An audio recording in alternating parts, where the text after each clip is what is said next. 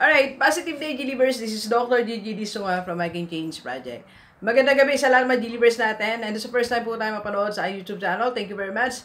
Please subscribe. Click mo na po yan, Doc Gigi Sunga. Okay, so design your own tactics. Yan. So para sa buhay natin, kailangan meron tayong tactics. Okay?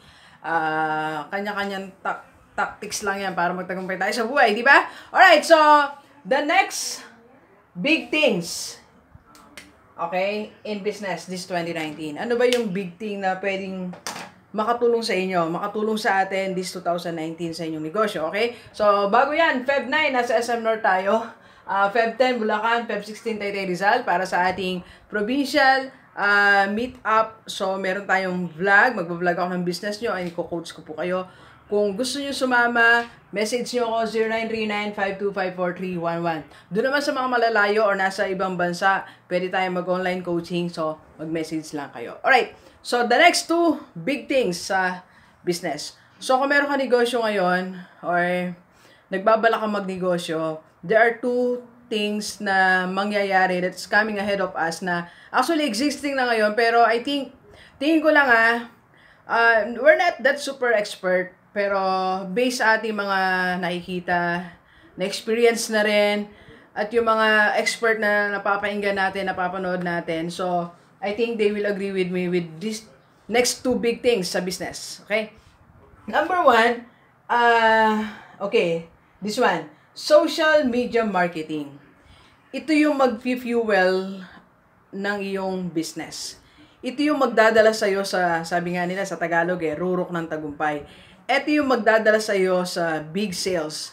Ito yung magdadala sa'yo sa mga lugar, okay, that you will creating your own market. Or ito rin yung magdadala sa'yo na mag-expand ang market mo, okay, dadami ang yung audience, and pag nangyari yan, of course, the end results, mag-increase ang sales mo. Alright? That's social media marketing. Wala na talaga. Wala nang traditional marketing. Pansin nyo pag may biyahe kayo ng Manila, di ba dati may mga billboards, tingin-tingin tayo sa billboards, wow, ang laki ng mga products, di ba? Naglalaki yan talaga. Pero ngayon, tumitingin pa ba tayo? Di ba driver na lang ang nakatingin sa labas? Nasaan tayo? Nasa social media. Alright? So, social media marketing.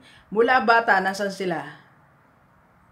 Elementary, edad junior high school, edad senior high, college, kahit ordinaryong tao, nasaan sila? Nasa social media. Social media marketing.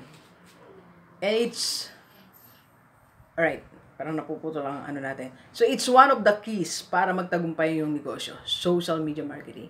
And I think this person can help you. So, I met Sir Mark, tagal na, last year, 2018. So, nagkaroon ako ng mga meetings. So, nakita ko yung paano siya makakatulong sa mga may business. So, if you want to go social media marketing, gusto mong mag-explode ang yung business, okay? So, kontakin mo siya or i-refer kita sa kanya, okay? Para matulungan kanya sa how to use the social media.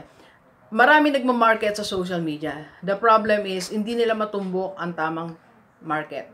Hindi nila matumbok ang tamang target. Hindi nila alam gamitin na social media. Post lang ng post, wala ka naman sinasabi. Meron akong alam na negosyo siya. Actually, dalawang business niya Nanghihinayang ako. Ang dami niyang lugar na pinupuntahan. Ang dami niyang mga magagandang post. Meron pa siyang photographer. Kaya lang pag nag-post, picture niya lang, wala sinasabi. But di pa sabihin, samantalayin mo yan sa IG mo, sa FB mo, ang mga post mo, okay? Ang mga post mo na you are inviting people, okay, to buy your products. And that's social media marketing. And Sir Mark can help you. Message mo ko para ma-refer kita kay Sir Mark, okay? Then the next big thing, I'm using social media marketing. You know that, right? So, paano nag-explode ang ating mga skills, ang ating mga, yung I Can Change project natin, social media. My FB account, FB page.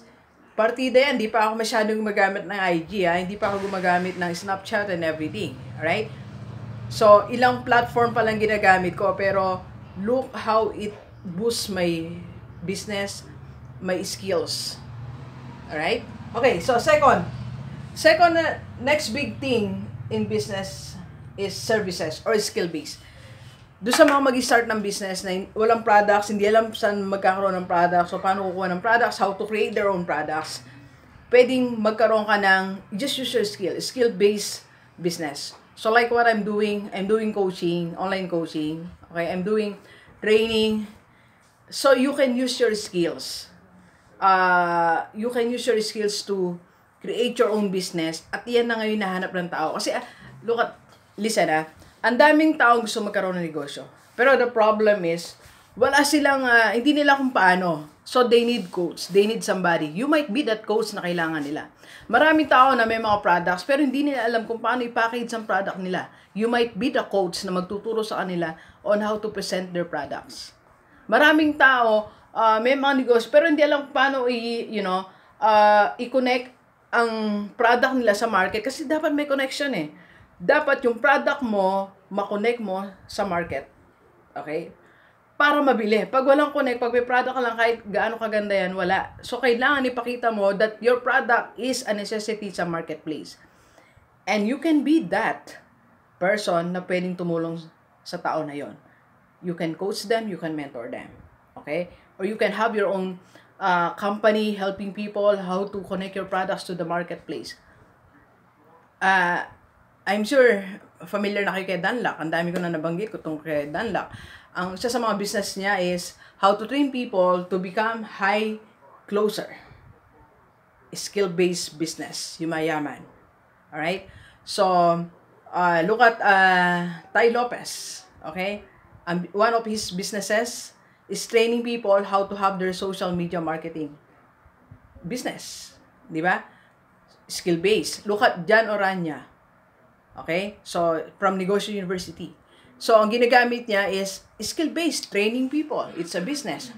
Di ba? On how to do their ebook, how to publish, how to sell their ebook. You see, the whole world is, needs someone who has special skills to train small business owners and to train people, to train professionals, to train emerging entrepreneurs. All right, so you can be one of those trainers, mentors, or people that can help this group of people in the marketplace. All right, so these are the two next big things in business. Okay, so ulitin natin, social media marketing. Sir Mark can help you. I can help you to refer you to him. Okay, and next is establish your business, skill-based business, services, provide services to people. Minsan, hindi mo na kailangan physical store, physical office, so magkakaroon din tayo magkakaroon tayo ng office. But, you don't need to rent, di ba? Don't need more people to help you, so kayang-kaya. Alright? So, please share this video sa lahat ng kaibigan mo that they want to start their own business or already meron na sila existing business pero hindi masyadong nagtatagumpay para matulungan natin sila. Okay? So, thank you very much, Genevers. Enjoy the rest of the day and let's go, let's go!